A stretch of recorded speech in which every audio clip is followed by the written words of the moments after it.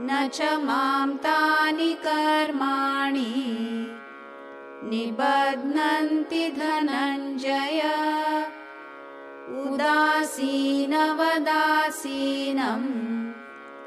असक्तं तेषु कर्मसु. And these actions do not bind me, O Dhananjaya, winner of wealth.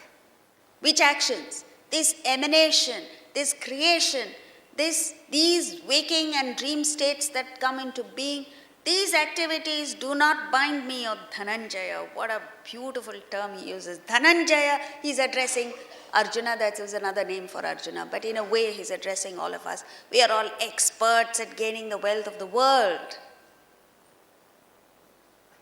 We are so talented in leveraging things, in getting the best out of things in the world. But what about tapping into this potential, this infinite potential that lies within?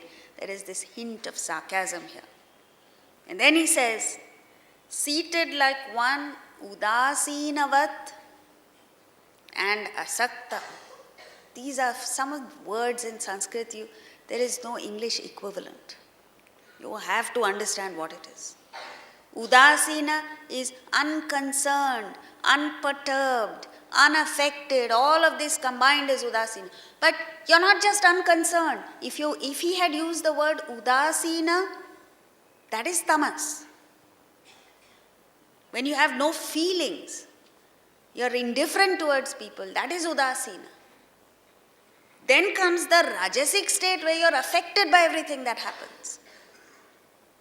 Sattvic state is udasinavat, is like as if unconcerned. You feel, but you remain unaffected. This is called Sakshi Bhava. Sakshi Bhava is like a witness.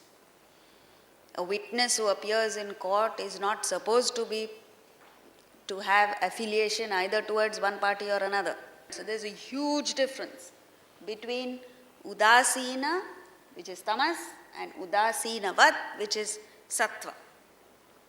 The other term he uses is asaktam, unattached. This is again hopelessly misunderstood. Unattached is misunderstood as indifference. It is not indifference. A tamasic person is indifferent.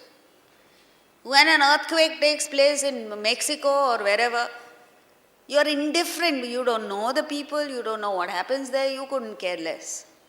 So when they on television, in news, when they show, you flip channels.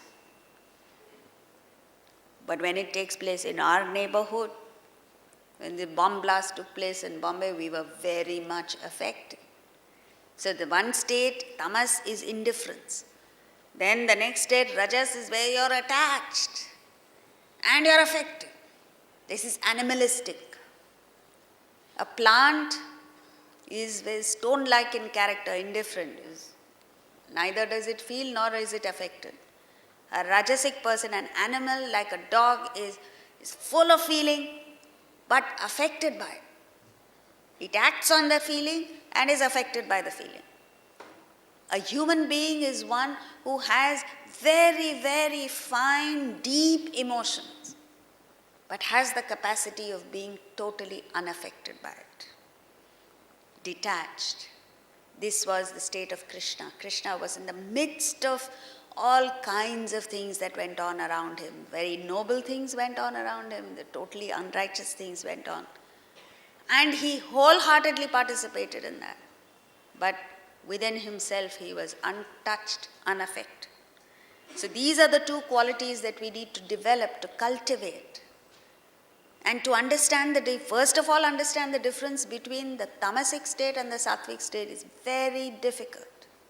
Try it. The moment you say, I should feel, you get affected. And the moment you say, I should remain objective, you tend to get indifferent.